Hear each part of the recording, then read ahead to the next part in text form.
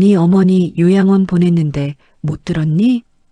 텔레비전에서 눈도 떼지 않은 채 입꼬리를 올리며 던진 한마디였어요.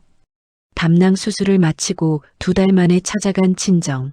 그런데 어머니 안방에는 낯선 이불을 깔고 누운 시어머니가 있었고 제가 아끼던 체크무늬 슬리퍼는 쓰레기통에 처박혀 있었습니다. 바닥엔 20살 때 어머니와 찍은 사진 액자가 깨진 채 시어머니 낡은 실내화에 밟히고 있었어요. 수술 부위를 부여잡고 쓰러지는 저한테 남편은 차갑게 코웃음을 쳤습니다. 환자가 난리야 진짜. 조용히 요양이나 해. 20년을 참아온 사람이 그 순간 무엇을 결심했는지 함께 들어보시겠습니까? 사연 시작 전 구독과 좋아요를 눌러주시고 어디서 듣고 계신지 댓글 남겨주시면 그곳으로 건강과 행운이 가득 깃들기를 바라겠습니다. 오늘의 사연 시작합니다. 네 어머니 요양원 보냈는데 못 들었니? 수술을 마치고 2달 만에 찾아간 친정집. 그곳엔 어머니 대신 어머니의 안방을 차지한 채 낄낄거리는 시어머니와 형선이가 있었습니다. 심지어 시어머니의 낡은 실내화 밑에는 모녀가 단둘이 찍은 가족사진이 산산조각 난 채 짓밟히고 있었죠. 환자가 난리야 진짜. 조용히 요양이나 해. 수술 부위를 부여잡고 쓰러진 그녀를 향해 남편은 차갑게 코웃음을 쳤습니다. 20년 동안 등골을 빨아먹은 이 사람들이 기어이 친정 어머니마저 구렁텅이에 처박고 집을 가로챈 겁니다. 그날 멍든 팔목으로 딸을 반기는 어머니를 끌어안으며 맹세했습니다. 이 집구석 끝까지 가보겠다고.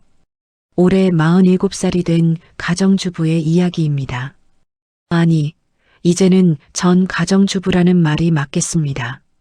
27에 시집와서 꼬박 20년을 남편이란 사람 대신 돈 벌어 살림 꾸렸고 지금은 이혼 서류에 도장을 찍고 어머니랑 둘이 살고 있습니다. 이 얘기를 왜 이제야 꺼내느냐면요. 한 달 전에 요양원에서 울고 있는 어머니를 데리고 나오면서 했던 일들이 아직도 꿈 같아서 그렇습니다. 20년 동안 시어머니한테 무릎 꿇고 남편한테 등골 빠지게 벌어다 바치면서도 한 번도 터뜨리지 못한 분노를 그날 이후로 전부 쏟아냈거든요. 퇴원 수속을 밟는 간호사실 앞에서 복도 벤치에 앉아 휴대전화만 들여다보고 있었습니다. 담낭 수술을 받고 약 2달을 입원해 있었는데 그 긴 시간 동안 남편은 수술 당일에도 오지 않았어요. 병원비 결제는커녕 전화 한 통이 없었습니다. 처음엔 회사가 바쁜가 보다 했죠. 그런데 마취에서 깨어난 날 눈앞에 있어야 할 사람은 남편이 아니라 어머니였습니다. 일주일이 지나고 보름이 지나고 한 달이 돼도 콧배기도 안 비치니까 그때부터는 분노보다 허탈함이 먼저 오더라고요. 그래도 어머니가 있으니까 버텼습니다. 수술 전날 밤에 어머니가 손을 꼭 잡고 그러셨어요. 내가 여기서 기다릴게.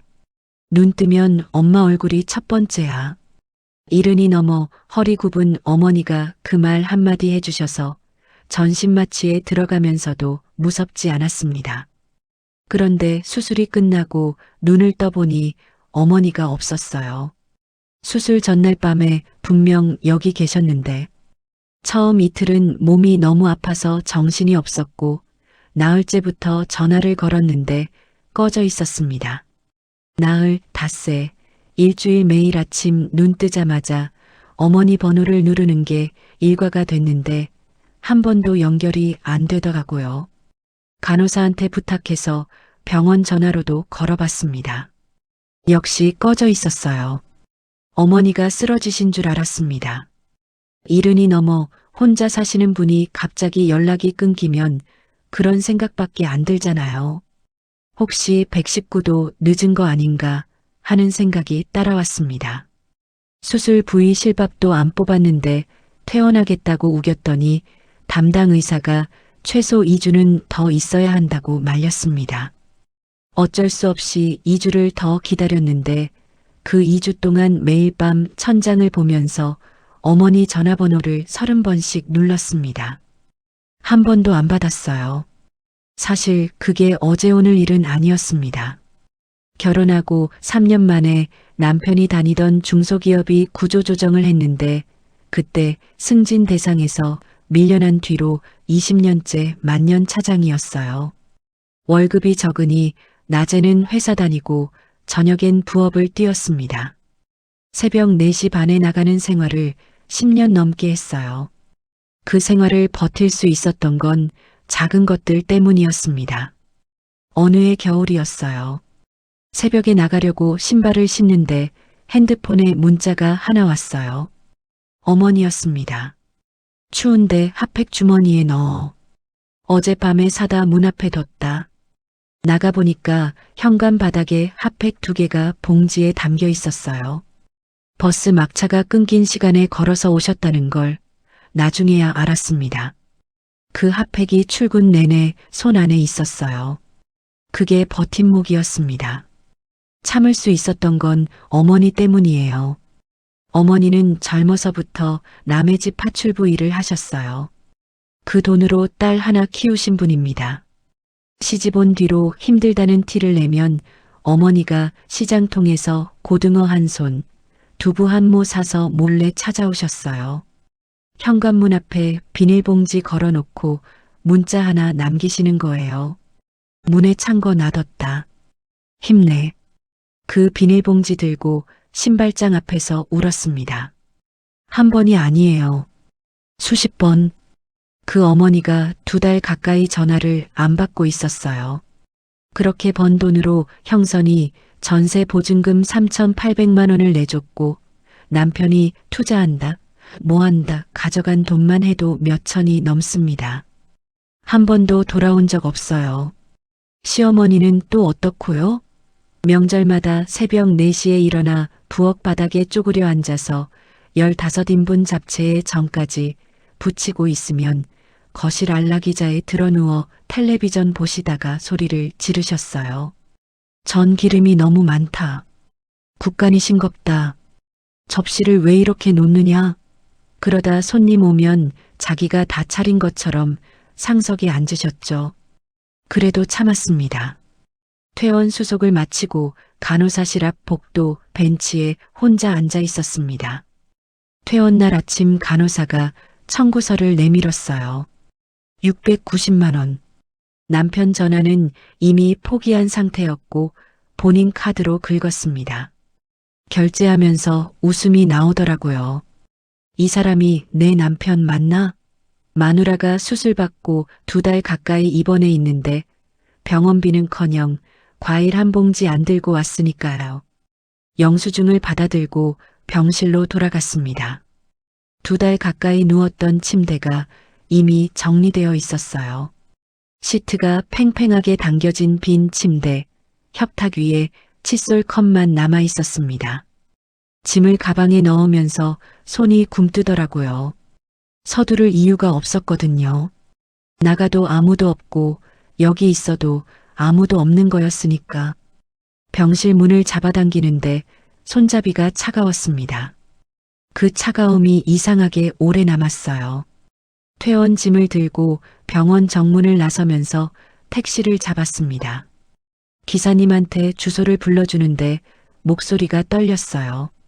어머니 빌라는 외곽 쪽에 있는 낡은 4층짜리 건물인데 택시가 골목으로 들어서는 순간부터 심장이 쿵쿵 뛰기 시작했습니다. 혹시 쓰러져 계신 거 아닌가 하는 생각이 머릿속을 채웠어요. 119도 늦은 거 아닌가 싶었고요. 택시에서 내려 빌라 앞에 섰는데 현관 창문에 불이 켜져 있었습니다. 어머니가 계시는구나. 살아 계시는구나. 그 생각에 다리가 풀렸어요. 벽을 짚고 잠시 서 있었습니다. 숨이 제대로 들어오지 않았어요. 2달 동안 묵혀있던 공포가 한꺼번에 빠져나가는 것 같았습니다. 그렇게 몇 초를 벽에 기댔어요. 심장이 천천히 가라앉는 걸 기다렸습니다. 그리고 계단을 올라갔어요. 초인종을 눌렀습니다. 대답이 없었어요. 문을 두드렸습니다. 엄마 나야. 목이 찢어지게 불렀는데 안에서 나온 건 어머니 목소리가 아니었습니다. 웃음소리였어요. 앙칼지고 날카로운 20년 동안 들어온 그 웃음소리. 시어머니 목소리였습니다. 그리고 문틈 사이로 고기 볶는 냄새가 새어나왔어요. 어머니가 드시는 것도 아닌 고기 냄새가요. 도어록 비밀번호를 눌렀습니다. 직접 설정해드린 번호였거든요. 그런데 경고음만 울리고 문이 안 열렸어요. 누가 바꿔놓은 겁니다. 손이 벌벌 떨리는 채로 남편한테 전화를 걸었습니다. 20년 결혼 생활 중 처음으로 그 사람이 전화를 받았어요. 소리쳤습니다. 지금 엄마 집 앞인데 문 안 열려. 당장 열어. 잠시 뒤 현관문이 열렸는데요. 나무젓가락을 입에 문 남편이 귀찮다는 표정으로 서 있었습니다. 민소매 티에 트레이닝 바지 차림이었어요. 마치 자기 집인 것처럼요. 현관 바닥을 봤더니 남편 구두, 시어머니 낡은 실내화, 낯선 남자 운동화가 널브러져 있었고 작년에 어머니한테 사들인 체크무늬 슬리퍼는 신발장 옆 쓰레기통에 처박혀 있었습니다. 그 슬리퍼를 보는 순간 뭔가 크게 잘못됐다는 걸 온몸으로 느꼈어요. 남편을 밀치고 안으로 들어갔습니다. 거실에 들어서자마자 눈에 들어온 광경을 평생 잊지 못합니다. 어머니 안방에 시어머니가 떡하니 누워서 텔레비전을 보고 있었어요. 어머니가 아끼던 이불을 깔고 어머니 화장대 앞에 자기 화장품을 늘어놓고 그 옆에서 형선이 부부가 과일을 깎아 먹고 있었습니다. 물었습니다. 엄마 어딨어요? 시어머니가 텔레비전에서 눈을 떼지도 않으시다가 천천히 고개를 돌리셨어요. 입꼬리가 올라가 있었습니다. 네 어머니 요양원 보냈는데 못 들었니? 화장대 위에 놓여있던 어머니의 가족사진 액자가 바닥에 떨어져 유리가 깨진 채 발밑에 밟히고 있었습니다. 20살 때 어머니랑 단둘이 찍은 사진이에요. 어머니가 그걸 얼마나 아끼셨는지 아는데 깨진 유리를 시어머니 낡은 실내화가 지나다닌 거예요.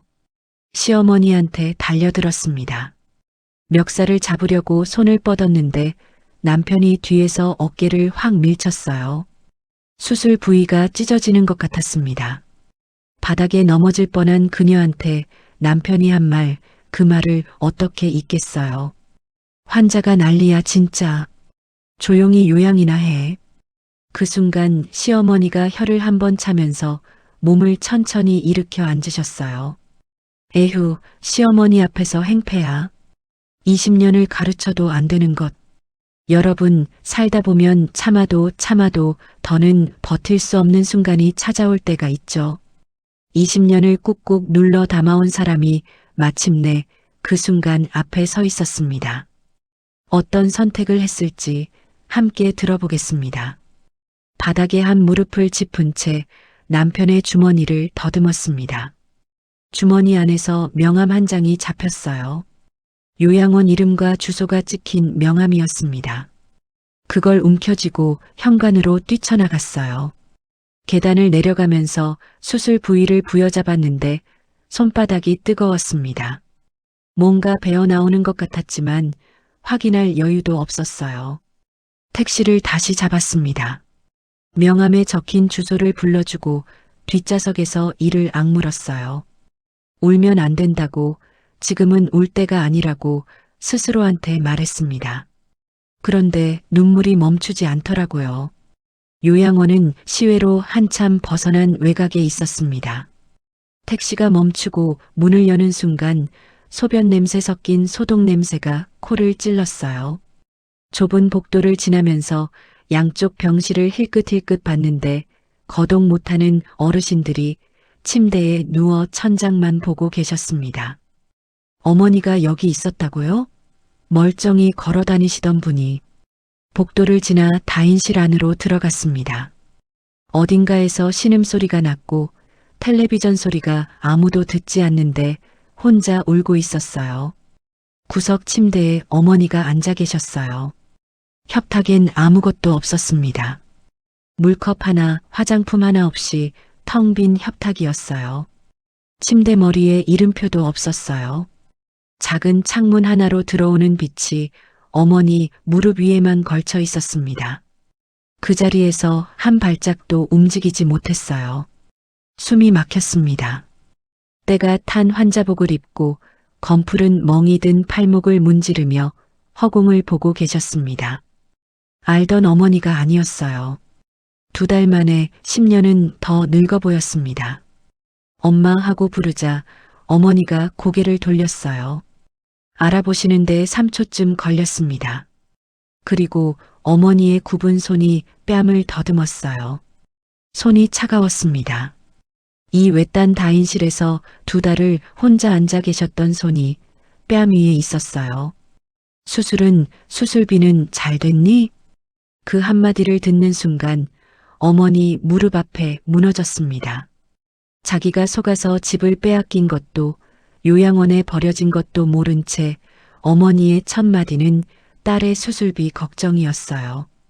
어머니 무릎에 얼굴을 묻고 한참을 울었습니다. 어머니는 머리카락을 쓸어넘기면서 아무 말도 안 하셨어요. 그냥 굽은 손가락으로 머리를 쓰다듬기만 하셨는데 그 손이 너무 가벼웠습니다. 2달 사이에 살이 다 빠지신 거예요. 고개를 들어 어머니 얼굴을 보니까 울고 계신 게 아니었습니다. 웃고 계셨어요. 눈에 눈물이 그렁그렁한데 입은 웃고 있었어요. 네가 왔으니까 됐다. 수술 잘 됐으면 됐다. 그 말을 하시는데 턱이 덜덜 떨리고 계셨습니다. 어머니 팔목을 잡았어요. 멍이 들어 있었습니다. 검푸른 멍이 양쪽 팔목에 있었어요. 왜 이러냐고 물으니까 어머니가 슬리퍼를 벗어 보여주셨는데 발목도 부어 있었습니다. 밤에 화장실 가려고 일어나다 넘어졌다고 여기 간병인이 한 명밖에 없어서 밤에는 아무도 안 온다고 하셨어요. 그제야 물었습니다. 엄마 여기 왜 온 거야? 누가 보낸 거야?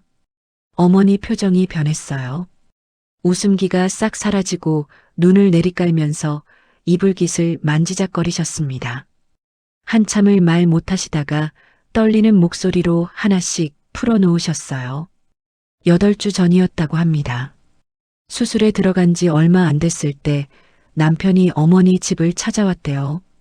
얼굴이 하얗게 질려서 들어오더니 식탁에 앉아 한숨을 쉬면서 그랬답니다. 어머니, 큰일 났습니다. 수술비가 생각보다 훨씬 많이 나왔어요. 수억 원입니다. 지금 당장 마련하지 않으면 치료를 못 이어갑니다. 어머니가 놀라서 얼마냐고 물으니까 남편이 서류 봉투를 꺼냈대요. 병원 로고가 찍힌 서류처럼 보이는 종이들이었다고 합니다. 어머니는 안경을 쓰고 그 종이를 받아드셨대요. 큰 숫자들이 찍혀 있었고 맨 위에 병원 이름이 보였다고 하셨어요. 손이 떨렸다고 하셨습니다. 딸이 수술대에 누워있다는 공포가 먼저였어요. 숫자가 진짠지 가짠지를 따질 여유가 없었던 겁니다. 내 딸을 살려야 한다는 생각 하나가 나머지 판단을 전부 밀어냈어요. 어머니는 서류를 끝까지 읽지도 못하고 손을 내미셨대요. 남편이 내민 서류가 대출 위임장이 아니라 증여계약서라는 걸 모른 채로 그 시절을 살아오신 분이라면 아실 겁니다. 자식 앞에서는 어떤 것도 아깝지 않은 그 마음을요. 어머니는 딸을 살린다는 일념 하나로 평생 모은 전 재산에 손을 내미셨던 겁니다. 어머니 명의의 1억 9천만 원짜리 빌라가 그렇게 남편 앞으로 넘어갔습니다.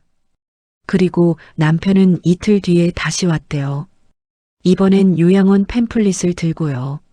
어머니, 수술이 길어질 것 같습니다. 집도 정리해야 하고 어머니 혼자 계시면 위험하니까 깨끗한 요양원에서 좀 쉬시는 게 어떻겠습니까? 다 나으면 제가 모시러 오겠습니다. 어머니는 그 말도 믿으셨어요. 딸 수술비에 보태라는 일념 하나로 가방 하나 싸서 이 외딴 요양원까지 직접 걸어 들어오셨다고 합니다. 자기가 짐이 되면 안 된다고 사위가 알아서 잘하고 있을 거라고 생각하셨대요. 가방을 싸면서 어머니가 무얼 챙기셨는지 나중에 알았습니다. 옷 두어 벌, 세면도구, 그리고 작은 비닐봉지 하나. 그 봉지 안에는 딸의 어릴 때 사진과 중학교 때 어머니한테 썼던 편지가 들어 있었어요. 빌라 문을 잠그고 나오시면서 어머니가 뒤를 돌아보셨는지 나중에 물었더니 어머니가 잠깐 멈추셨다가 조용히 대답하셨어요. 안 봤다. 봤으면 못 나왔을 것 같아서. 그 얘기를 듣는데 손톱이 손바닥에 박히고 있었습니다. 690만 원. 수술비는 690만 원이었어요. 수억 원이 아니라. 그리고 그 690만 원도 남편이 낸 게 아니라 본인 카드로 직접 긁었습니다. 남편은 단 1원도 안 냈어요. 그 사실을 어머니한테 말씀드렸더니 어머니가 멈추셨어요. 이불깃을 만지던 손이 멈추고 눈이 커지셨습니다. 그리고 3초쯤 지나서 숨을 한번 크게 들이쉬셨어요. 그러더니 신음 같은 소리가 나왔습니다. 그러면 그 서류가 말을 잇지 못하셨습니다. 자기가 속았다는 걸, 딸 수술비도 아닌 거짓말에 집을 통째로 넘겼다는 걸 그제야 깨달으신 거예요. 어머니가 가슴을 치셨습니다. 주먹으로 자기 가슴을 쾅쾅 치면서 내가 바보라서, 내가 무식해서 하고 오열하셨어요. 어머니 주먹을 잡았습니다. 잡아도 뿌리치시면서 자기 가슴을 때리셨어요. 그 장면이 아직도 눈에 밟힙니다. 70 넘은 어머니가 다인실 구석 침대에 때 탄 환자복 입고 자기 가슴을 치고 있는 모습, 그 자리에서 결심했습니다. 어머니 손을 꼭 잡고 말했어요. 엄마 잘못은 속인 놈한테 있어. 엄마 잘못 아니야. 내가 다 돌려받을 거야. 원장실로 갔습니다. 문을 벌컥 열고 들어가 입소 서류를 보여달라고 했어요. 원장이 서류철을 꺼내 펼쳤는데 보호자란에 딸 이름이 아니라 남편 이름이 적혀 있었습니다. 연락처도 남편 번호였어요. 아무 연락도 안 온 이유가 그거였던 겁니다. 애초에 보호자로 등록된 적이 없으니까요. 원장한테 따졌습니다. 보호자 동의도 없이 어떻게 입소시켰냐고. 원장이 말을 더듬거리면서 사위분이 직접 모시고 왔고 본인도 동의하셨다고 변명했어요. 책상을 내리치며 당장 퇴소 수속 밟으라고 소리쳤습니다. 서류 처리하는 동안 어머니 짐을 챙겼습니다.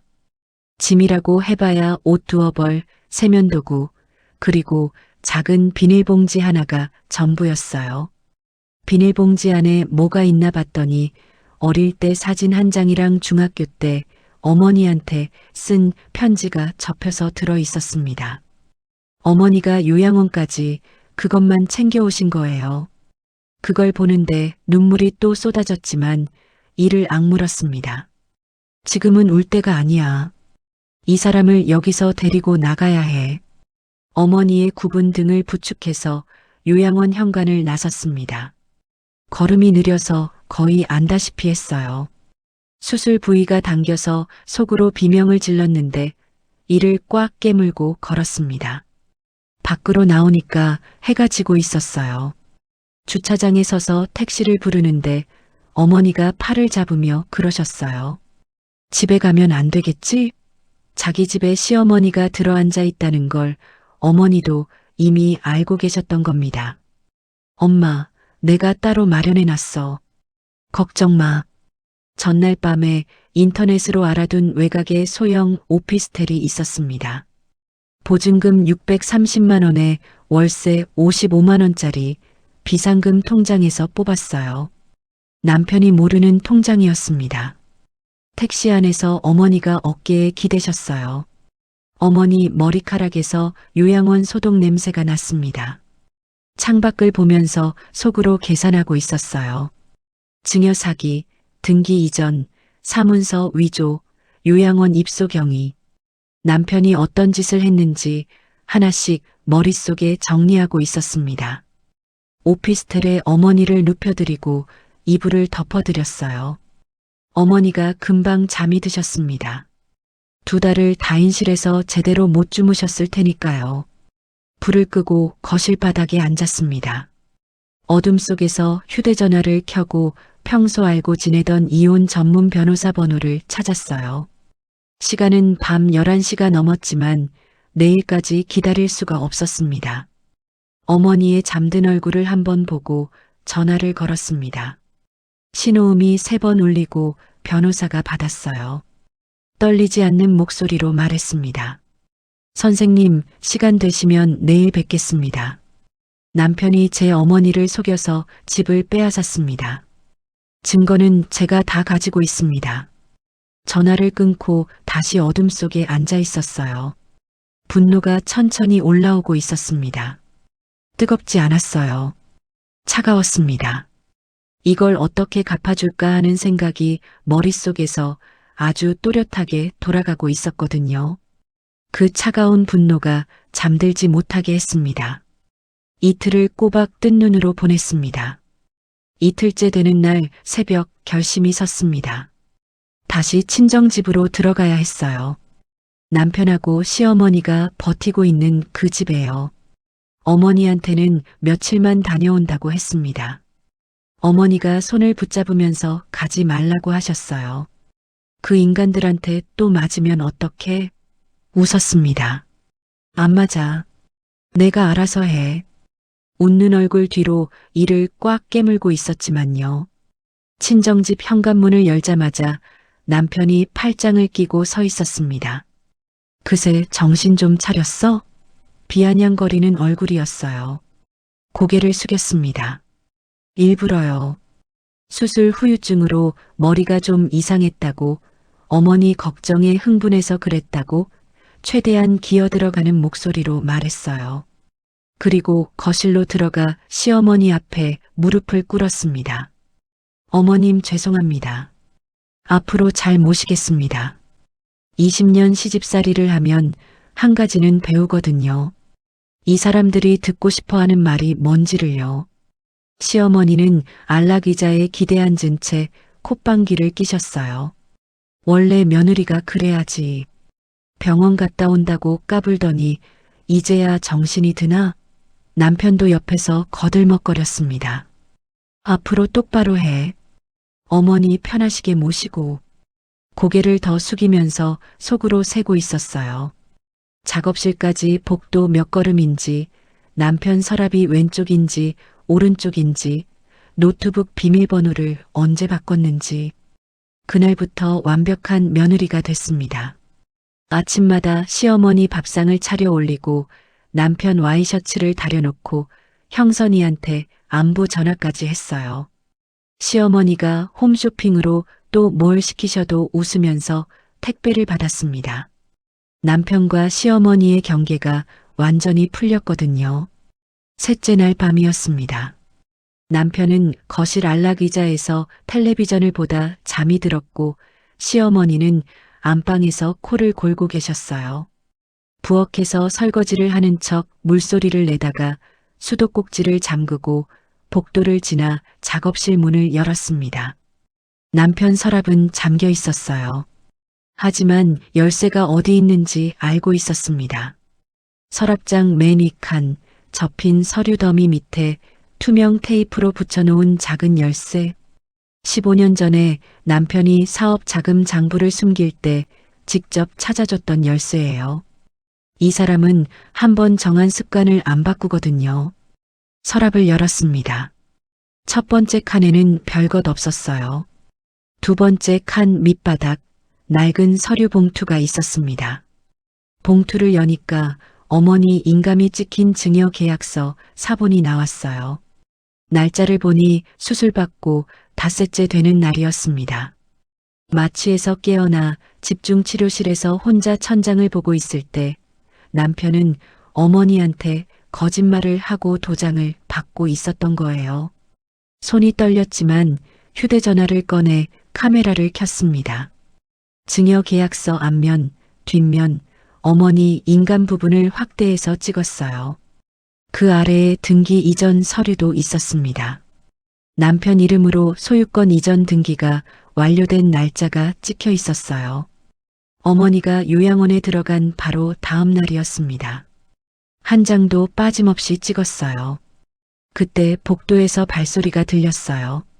심장이 목까지 올라왔습니다. 서류를 재빨리 봉투에 넣고 서랍을 밀어 닫았어요. 열쇠를 서류 더미 밑에 다시 붙이고 작업실 불을 끈 채 문을 열었는데 남편이 복도에 서 있었습니다. 뭐해? 화장실 가려고요. 남편이 한번 봤어요. 2초쯤. 그리고 부엌 쪽으로 가서 냉장고 문을 열었습니다. 물 한 잔 마시고 다시 거실로 돌아갔어요. 작업실까지는 오지 않았습니다. 화장실 문을 닫고 변기 뚜껑에 앉아 숨을 몰아쉬었어요. 심장이 터질 것 같았는데 손에 쥔 휴대전화 속에 사진이 저장돼 있다는 사실이 진정시켜줬습니다.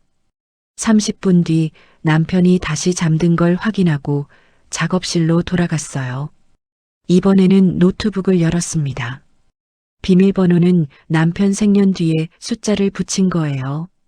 7년 전에 직접 설정해 준 건데 한 번도 안 바꿨더라고요.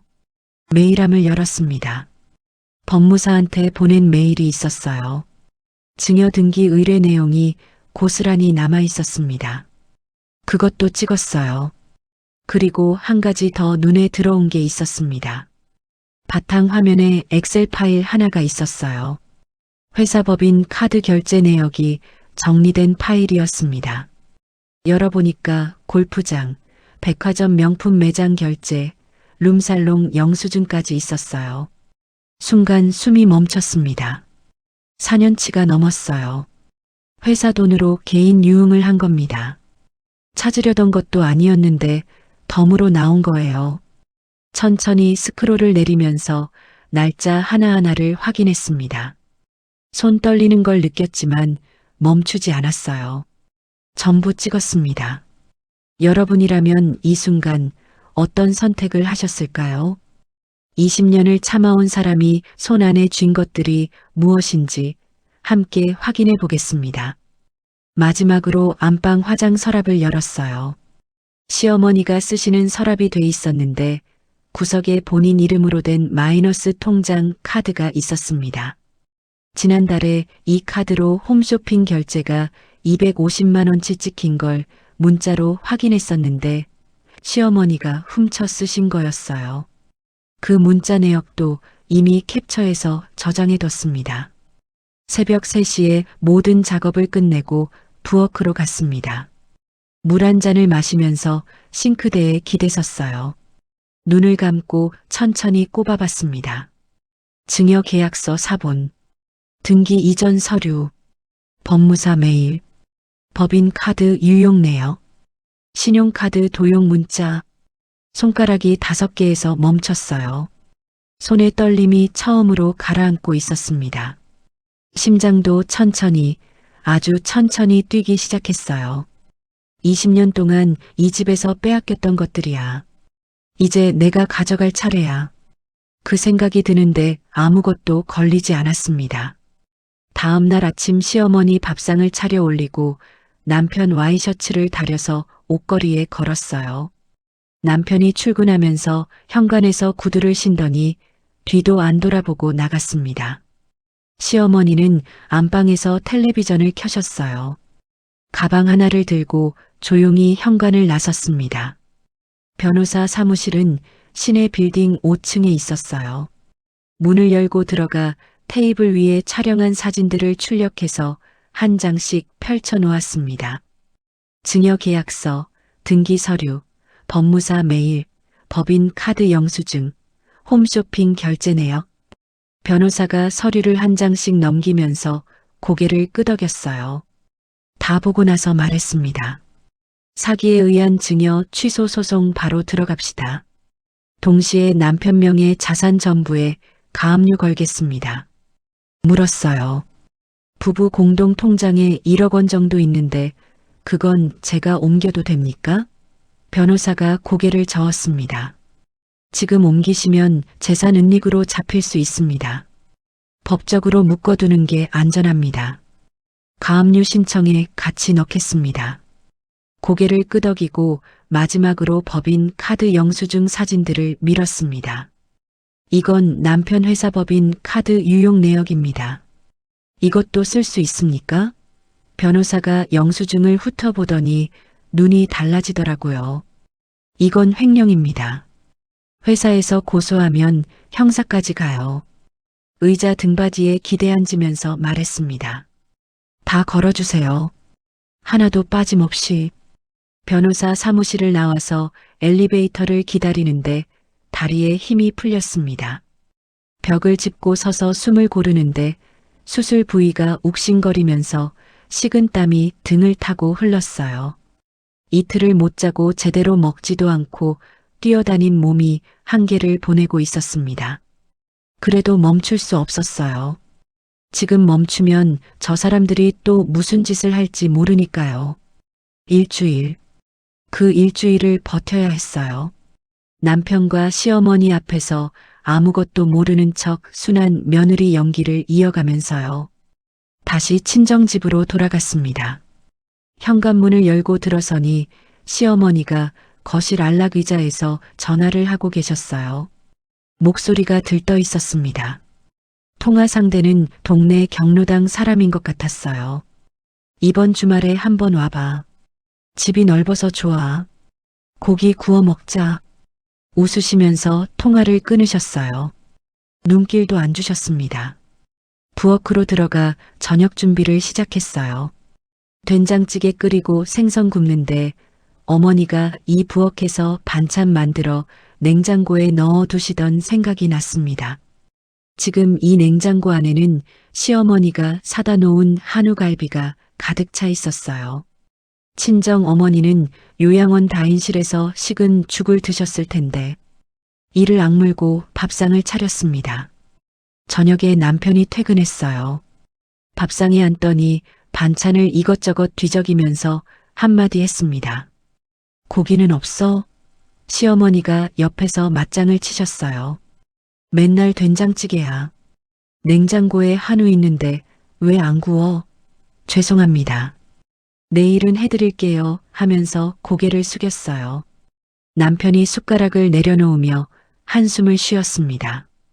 야, 솔직히 말해봐. 장모님 요양원 보낸 거 아직도 불만이야? 찌개를 떠올리던 손을 멈추지 않았어요. 아니요. 엄마도 거기서 편하실 거예요. 그래, 그렇게 생각해. 어차피 노인네 혼자 살면 위험하잖아. 우리가 여기 들어온 것도 다 집 관리 차원이고. 집 관리. 남의 어머니 속여서 빼앗은 집을 관리라고 하더라고요. 국을 떠서 시어머니 앞에 놓아드리면서 네, 그렇죠 했습니다. 얼굴 근육이 굳는 걸 느꼈지만 티내지 않았어요. 밤마다 잠들기 전에 화장실 문을 잠그고 변호사한테 문자를 보냈습니다. 진행 상황을 확인하고 추가로 필요한 게 뭔지 물었어요. 변호사가 하나를 더 부탁했습니다. 시어머니의 친정집 점유 사실을 입증할 수 있는 사진이나 영상이 있으면 좋겠다고요. 명도 소송에 쓴다고 했습니다. 그래서 틈틈이 촬영했어요. 시어머니가 어머니 안방에 자기 짐을 풀어놓은 장면. 형선이 부부가 주말에 와서 머무르는 장면. 남편 구두와 시어머니 낡은 실내화가 현관에 놓인 장면. 다 휴대전화에 저장했습니다. 남편이 볼까봐 사진 폴더를 숨김 처리해 놓고 클라우드에도 자동 백업을 걸었어요. 나흘째 되는 저녁이었습니다. 남편이 거실에서 전화를 받고 있었는데 목소리가 급하게 낮아지더라고요. 부엌에서 설거지를 하면서 귀를 기울였어요. 아니, 그건 법인카드로 처리했잖아. 왜 갑자기 문제가 돼? 말끝을 흐리면서 방으로 들어갔습니다. 법인카드. 설거지 물에 손을 담근 채 생각했어요. 아직 회사에 익명 제보를 넣기 전인데 남편이 알아서 불안해하고 있는 거였습니다. 어느 쪽이든 상관없었어요. 때가 되면 쐐기를 박을 테니까. 닷새째 변호사한테 문자가 왔습니다. 가압류 신청 서류 준비가 끝났다고, 내일 법원에 접수한다고요. 형사 고소장도 같이 넣는다고 했습니다. 화장실에서 그 문자를 읽고 바로 삭제했어요. 엿새째 시어머니가 거실에서 전화를 또 하고 계셨습니다.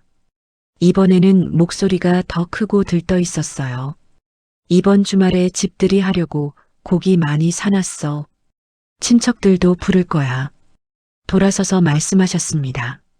주말에 손님 오니까 집 안 깨끗하게 해놓고 상 크게 차려.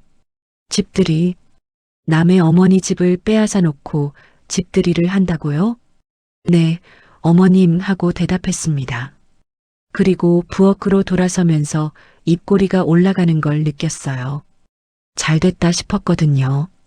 사람이 많이 모이면 더 좋습니다. 그날 밤 화장실에서 변호사한테 전화했습니다. 주말에 시어머니가 집들이를 합니다. 친척이랑 동네 사람들 다 불렀어요. 변호사가 잠깐 침묵하더니 물었어요. 체포영장 발부일이 이번 주 금요일인데 토요일 저녁에 집행하면 맞겠습니까? 맞습니다. 알겠습니다. 경찰 쪽에 연락해 두겠습니다. 전화를 끊고 거울을 봤어요. 2달 가까이 입원해 살이 빠지고 눈 밑에 다크서클이 내려앉은 얼굴이 비치고 있었습니다. 그런데 이상하게 눈이 밝더라고요. 20년 만에 처음으로 준비가 됐다는 느낌. 그게 버티게 했습니다. 금요일 변호사에게서 문자 하나가 왔습니다. 영장 발부 완료. 토요일 아침부터 부엌에 서서 잔치 음식을 준비했습니다. 불고기찜, 잡채, 전, 나물 5가지. 시어머니가 시킨 대로 상을 크게 차렸어요. 오후부터 사람들이 하나둘 모이기 시작했습니다. 동네 경로당 어르신 4-5분, 남편 쪽 친척 서너 명, 형선이, 부부까지 거실이 꽉 찼어요. 시어머니가 거실 한가운데 상석에 떡하니 앉으셨습니다. 남편은 그 옆에서 술잔을 돌리고 있었고요. 시어머니가 목소리를 높여서 사람들한테 말씀하셨어요. 상석에서 고기를 집으면서요.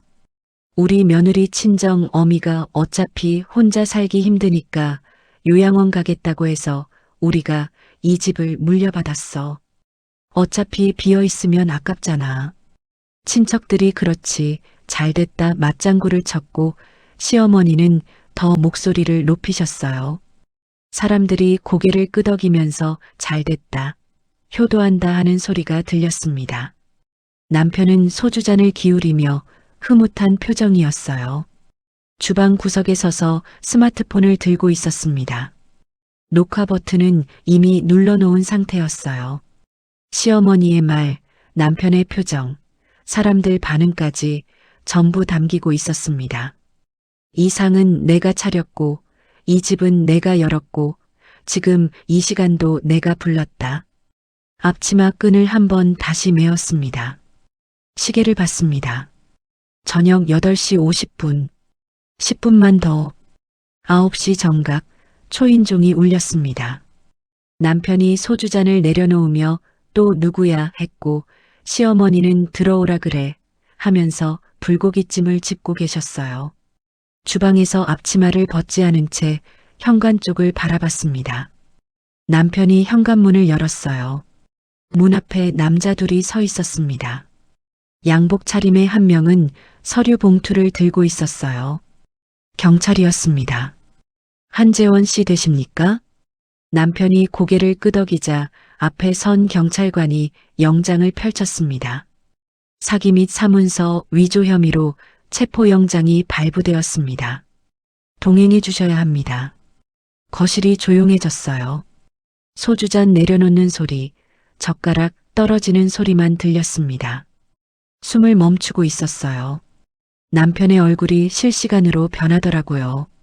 붉은 기운이 빠지고 눈이 커지고 입이 벌어졌습니다. 무슨 영장이요? 나한테 뭔 소리예요?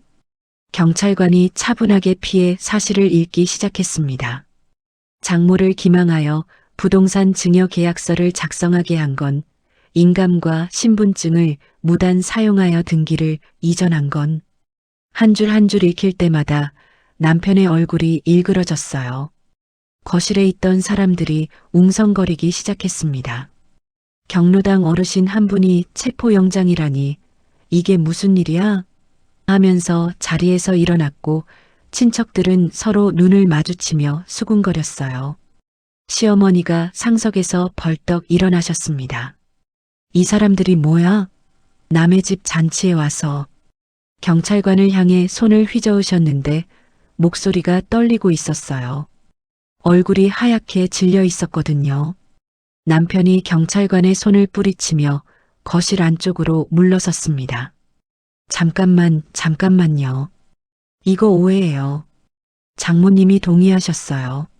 자기가 줬다고요. 그때 주방에서 걸어 나왔습니다. 앞치마를 벗으면서 시어머니 앞에 섰어요. 시어머니가 올려다봤는데 그 눈에 처음으로 두려움이 보이더라고요. 20년 동안 한 번도 본 적 없는 표정이었습니다. 준비해둔 서류 봉투를 열었어요. 시어머니가 마이너스 통장 카드로 결제한 홈쇼핑 내역서 250만 원어치, 날짜와 품목과 배송지가 다 찍혀 있었습니다. 그걸 테이블 위에 펼쳐 놓았어요. 친척들과 경로당 사람들이 보는 앞에서요. 어머님, 이거 제 카드 아시죠? 제 허락 없이 훔쳐서 250만 원 쓰셨잖아요. 시어머니 입이 벌어졌어요. 말이 안 나오시는 거였습니다. 멈추지 않았어요. 그리고 이 집 어머님이 물려받았다고 하셨는데요. 제 어머니가 자진해서 나간 게 아닙니다. 남편이 수술비가 수억 원 든다고 거짓말해서 속여 가져간 겁니다. 제 수술비 690만 원. 제 카드로 제가 냈어요. 남편은 1원도 안 냈습니다. 거실이 얼어붙었습니다. 경로당 어르신 한 분이 세상에 하면서 입을 가렸고 친척 중 한 명이 남편을 빤히 쳐다봤어요. 남편은 아무 말도 못하고 있었습니다. 경찰관이 다시 한번 동행을 요구했어요. 남편이 버티려는 기색을 보이자 두 번째 경찰관이 허리춤에서 수갑을 꺼냈습니다.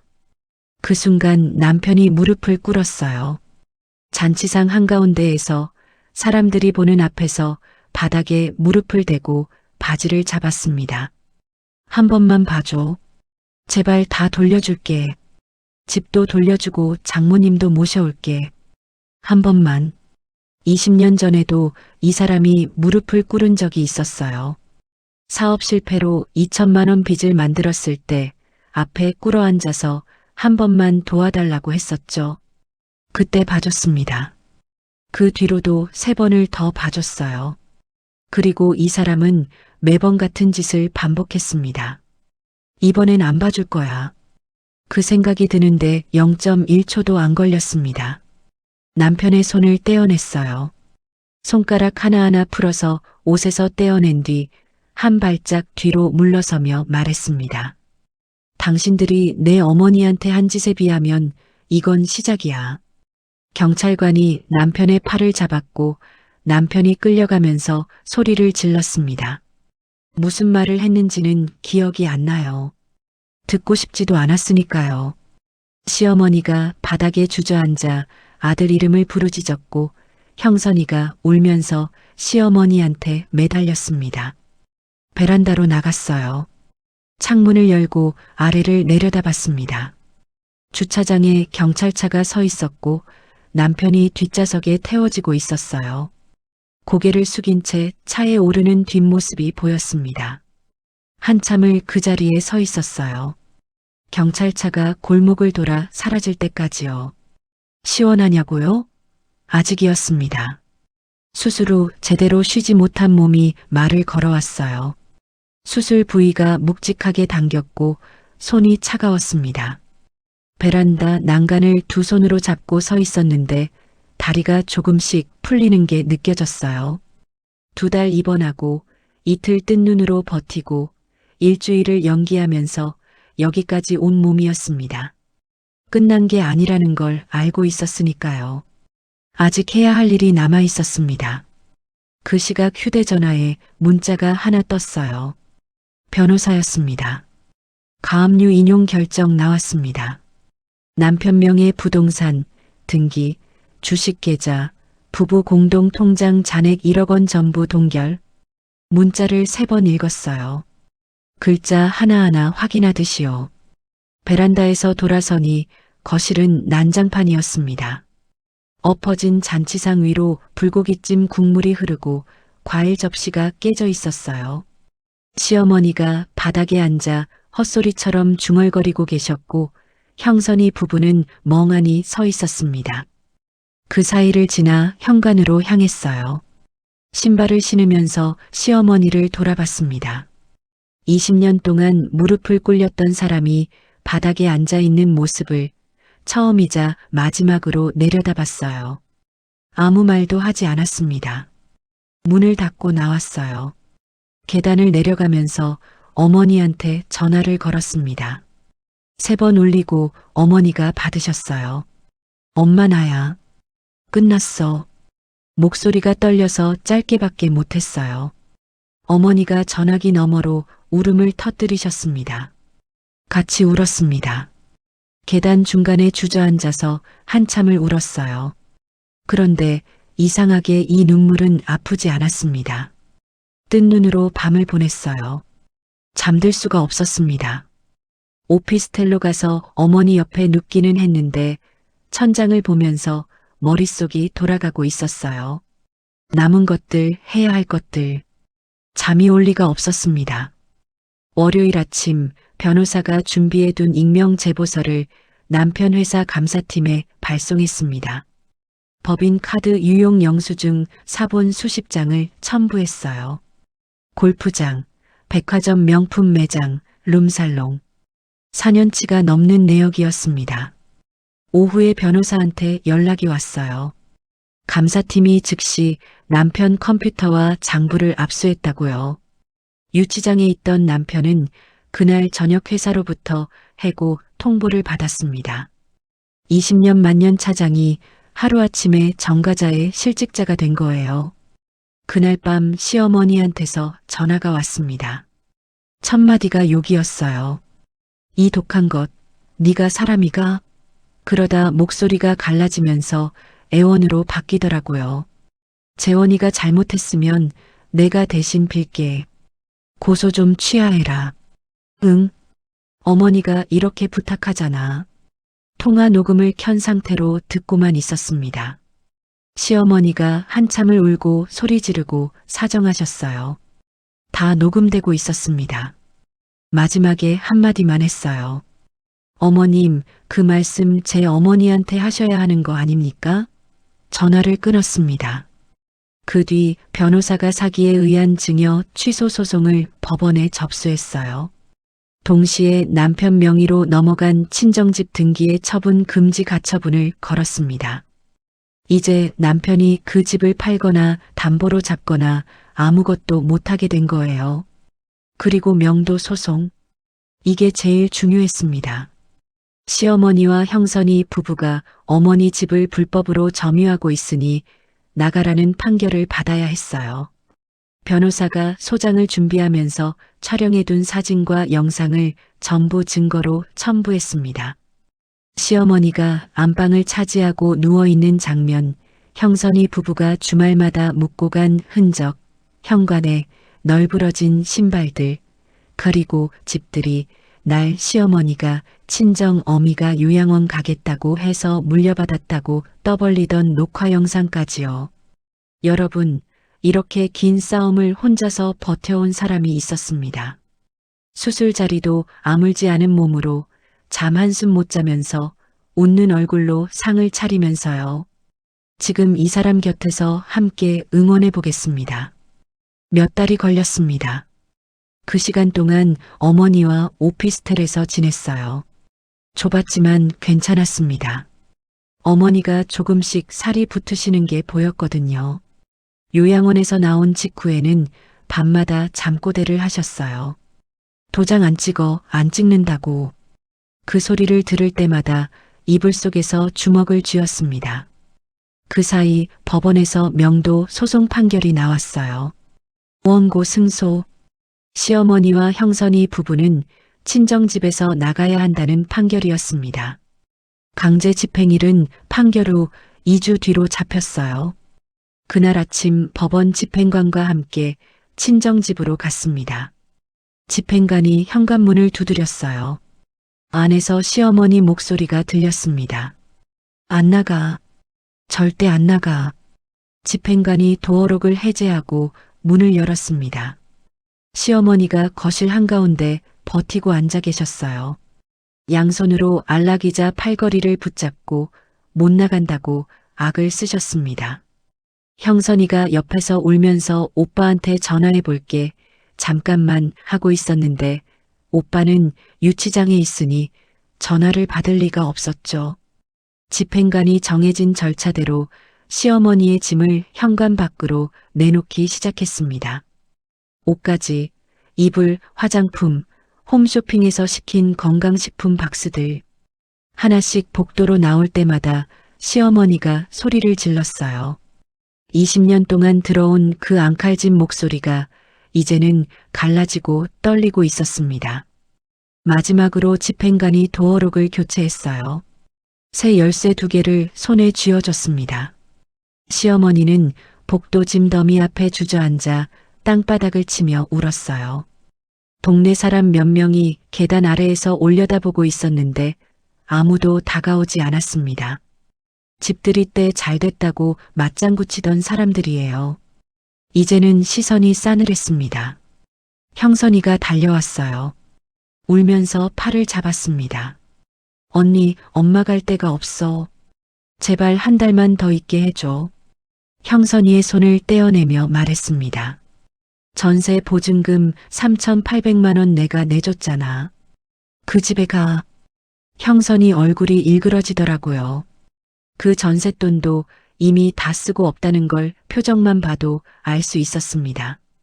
20년치 빚을 한꺼번에 갚으신 건가요? 돌아서며 속으로 그렇게 생각했습니다. 이혼 재판은 강제 집행 후 3주 뒤에 열렸어요. 법정에 들어가니 남편이 수의를 입고 앉아 있었습니다. 두 뺨이 푹 꺼져 있었어요. 눈도 못 마주치더라고요. 남편 쪽 변호사가 위자료를 깎아보려고 이것저것 변명을 늘어놓았습니다. 장모님이 동의했다. 증여는 합법적이었다. 요양원도 본인 의사였다. 예상한 소리였어요. 변호사가 증거를 하나씩 꺼냈습니다.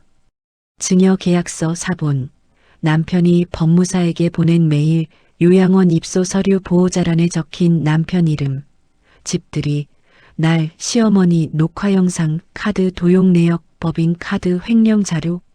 판사 앞에 증거가 쌓일 때마다 남편의 고개가 조금씩 더 내려갔습니다. 마지막으로 진술했어요. 떨리지 않았습니다. 손도 목소리도 눈도. 판사님, 저 사람은 제가 수술대에 누워있는 동안 제 어머니를 속여서 집을 빼앗고 요양원에 버렸습니다. 71살 노인을 사위라는 사람이 거짓말로 겁을 줘서 도장 찍게 하고 외딴 요양원 다인실에 넣어놓고 2달 가까이 전화도 못하게 했습니다. 위자료 1억 3천만 원과 재산 분할 70%를 요구합니다. 판사가 남편을 봤어요. 남편은 고개를 숙인 채 아무 말도 못했습니다. 재판이 끝나고 법정 문을 나서는데 이상하게 아무 감정이 없었습니다. 뜨겁지도 차갑지도 않았어요. 그냥 끝났구나 싶었습니다. 복도에서 시어머니가 기다리고 있었어요. 강제 집행 때보다 더 늙어 보였습니다. 올려다봤는데 입술을 달싹거리셨어요. 말이 안 나오시는 것 같았습니다. 한참을 서 있다가 돌아섰어요. 굽은 등이 복도 끝으로 사라지기 시작했습니다. 발이 붙은 것처럼 그 자리에 서서 지켜봤어요. 호흡이 느려지고 있었습니다. 발끝에서 힘이 빠지는 게 느껴졌어요. 시어머니의 등이 완전히 사라질 때까지 움직이지 않았습니다. 남편과 시어머니는 외곽의 월세방으로 갔다고 나중에 들었습니다. 형선이 부부도 빈손으로 쫓겨났고요. 20년 동안 등골을 빨아먹던 사람들이 한 달 만에 전부 무너졌어요.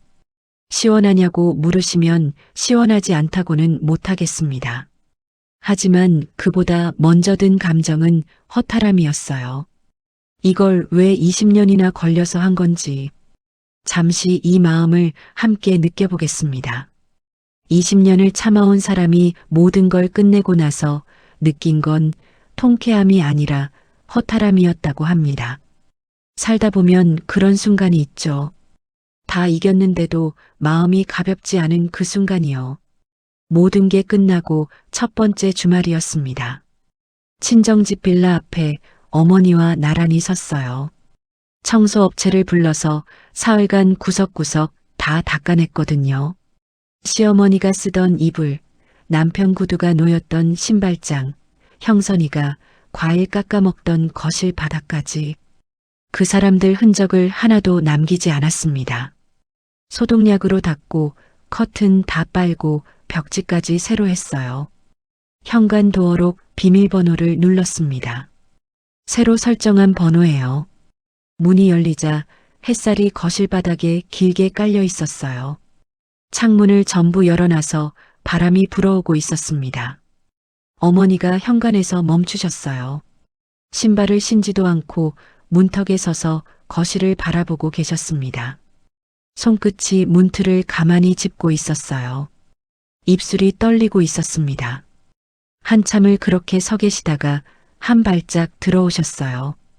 거실을 지나 안방 문을 여셨습니다. 안방 화장대 위에 새 액자를 놓아뒀었습니다. 깨진 유리 속에 있던 그 사진, 20살 때 어머니랑 찍은 사진이에요. 사진관에 맡겨서 복원하고 새 액자에 끼웠어요. 어머니가 그 액자를 두 손으로 들어 올리셨습니다. 손가락으로 사진 속 딸의 얼굴을 쓸면서 소리 없이 우셨어요. 안방 문 앞에 서서 어머니 등을 보고 있었습니다. 요양원에서 처음 봤을 때보다 살이 좀 오르셨지만 등은 여전히 굽어 있었어요. 그 등을 보는데 코끝이 시큰해졌습니다. 어머니가 액자를 내려놓고 돌아서셨어요. 그리고 앞으로 와서 얼굴을 양손으로 감싸셨습니다. 굽은 손가락이 볼을 어루만졌어요. 내가 바보라서 그 인간한테 속아 넘어갔다. 내 수술비라니까 겁이 나서 생각을 못했어. 내가 어리석어서. 엄마, 수술 자리도 안 나왔을 텐데 이 고생을 혼자 다 했잖아. 엄마가 미안해서 어떡하니? 어머니 손을 잡았습니다. 마른 손이었어요. 파출부 일하시면서 세제에 부르트고 걸레 짜면서 갈라졌던 손. 그 손이 볼 위에 있었습니다. 엄마, 잘못은 속인 사람한테 있는 거야. 엄마가 도장 찍은 건 날 살리려고 한 거잖아. 그게 뭐가 잘못이야? 어머니가 고개를 떨구셨어요. 어깨가 떨렸습니다. 그 어깨를 끌어안았어요. 어머니 머리가 가슴에 닿았는데 요양원 소독 냄새가 아니라 샴푸 냄새가 났습니다. 오피스텔에서 지내는 동안 사들인 것으로 머리를 감으셨거든요. 한참을 안고 있었습니다. 거실에서 바람이 불어와 커튼이 흔들렸어요. 어머니가 품에서 고개를 들며 말씀하셨습니다. 밥 해줄까? 웃으면서 고개를 저었어요. 오늘은 내가 해. 엄마는 앉아 있어. 주방으로 들어갔습니다. 냉장고에 아침에 사다 넣어둔 재료가 있었어요. 된장, 두부, 애호박, 고등어. 어머니가 좋아하는 것들로만 골랐습니다. 된장찌개를 끓이고 고등어를 구우면서 이 부엌에서 시어머니 밥상을 차리던 일주일이 떠올랐어요. 불고기찜 끓이고 전 부치고 잡채 볶으면서 속으로 이를 갈던 그 시간.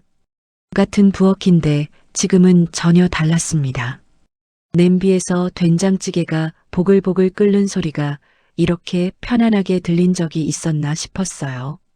밥상을 차려서 거실로 가져갔습니다. 어머니가 식탁 앞에 앉아 계셨는데 밥상을 보시더니 또 눈물이 그렁그렁 하셨어요. 웃으면서 고등어 살을 발라 어머니 밥그릇 위에 올려드렸습니다. 많이 드셔. 살 좀 찌셔야 해. 어머니가 숟가락을 드시면서 한마디 하셨어요. 이 된장찌개가 제일 맛있다. 별것 아닌 말인데 가슴이 뭉클했습니다. 요양원 다인실에서 식은 죽 드시던 분이 끓여드린 된장찌개를 맛있다고 하시니까요. 밥을 먹고 설거지를 하는데 어머니가 옆에 오셔서 행주를 드셨어요. 씻으면 어머니가 닦으시고 그릇을 건네면 어머니가 찬장에 넣으셨습니다. 아무 말 없이 둘이서 설거지를 했어요. 그릇을 건네다가 손이 닿았습니다. 어머니가 받아드는 순간 손끝에 어머니 손등이 스쳤어요. 차갑지 않았습니다. 오피스텔에서 처음 만났을 때 그 차가운 손이 아니었어요. 따뜻했습니다. 어머니가 딸을 보지 않았고 딸도 어머니를 보지 않았습니다. 그냥 그릇을 주고받았어요. 그것으로 충분했습니다. 창밖으로 저녁 해가 지고 있었는데 부엌에 주황빛이 들어와서 어머니 얼굴이 따뜻하게 보였습니다. 설거지를 끝내고 어머니가 안방으로 들어가셨어요. 거실 소파에 앉아 휴대전화를 켰습니다. 변호사한테 온 마지막 문자를 다시 읽었어요. 증여 취소 소송 승소, 등기 원상 회복 완료, 이혼 확정, 위자료 및 재산 분할 집행 개시. 글자 하나하나가 20년치 무게를 가지고 있었습니다. 휴대전화를 내려놓고 천장을 봤어요. 퇴원하던 날 병실 천장을 보던 기억이 났습니다. 그때는 텅 빈 병실에 혼자 앉아서 어머니 전화번호를 30번씩 누르고 있었죠. 690만 원 청구서를 본인 카드로 긁으면서 쓴웃음을 짓고 있었어요. 그게 불과 몇 달 전이에요. 그 사이에 세상이 이렇게 바뀌었습니다. 시댁이라는 족쇄가 풀리고 나니 보이는 것들이 달라졌어요. 20년 동안 남의 일만 하느라 못 봤던 것들이요. 모은 돈이 얼마나 되는지, 본인 이름으로 된 자산이 뭐가 있는지, 무얼 할 수 있는지, 처음으로 자기 인생의 장부를 펼쳐봤습니다. 지금 새 사업을 준비하고 있어요. 뭔지는 아직 말씀 못 드리지만 20년 동안 살림을 꾸려온 실무 감각이 있으니 못할 건 없다고 생각합니다. 어머니는 나갈 때마다 현관에서 힘내라 하시면서 등을 두드려 주세요. 시장 통해서 고등어 사다 비닐봉지 걸어 놓으시던 그때처럼요. 더 이상 누구의 며느리도 누구의 아내도 아니에요. 그냥 어머니의 딸이에요. 그걸로 충분합니다. 어머니한테 남은 시간 지키겠습니다. 이번에는 절대 놓치지 않겠습니다. 부엌에서 된장찌개 끓는 소리가 들렸습니다. 어머니가 또 일어나신 거예요. 소파에서 일어나 부엌으로 들어갔습니다. 아무 말 없이 어머니 옆에 섰어요. 그게 다였습니다. 이 이야기를 준비하면서 가장 오래 마음에 걸린 장면이 있었어요. 수술비는 잘 됐니? 요양원 다인실 구석 침대에서 자기가 속았다는 것도 모른 채 딸 얼굴을 더듬으며 꺼낸 그 한마디요. 딸을 살려야 한다는 생각 하나가 나머지 판단을 전부 밀어냈다는 그 말이 한참을 머릿속에서 떠나질 않았습니다. 어머니라는 사람은 아마 평생 그렇게 사는 것 같아요. 자기 손이 차가운지 따뜻한지도 모르면서 그냥 자식 뺨을 더듬고 있는 거죠. 그걸 당연하게 받아들이다가 어느 날 그 손이 없어지고 나서야 그게 얼마나 큰 온기였는지 알게 되는 것 같아요. 오늘 이 이야기를 들으신 분 중에 한동안 어머니께 전화 못하신 분이 계신다면 오늘만큼은 번호 한번 눌러보시는 건 어떨까요? 꼭 거창한 말이 아니어도 괜찮습니다. 그냥 밥은 먹었냐고 그 한마디면 충분하니까요. 이 이야기가 마음에 닿으셨다면 구독과 좋아요 한 번씩 눌러주세요. 그리고 오늘 생각난 어머니 이야기 댓글로 짧게 남겨주시면 함께 읽겠습니다.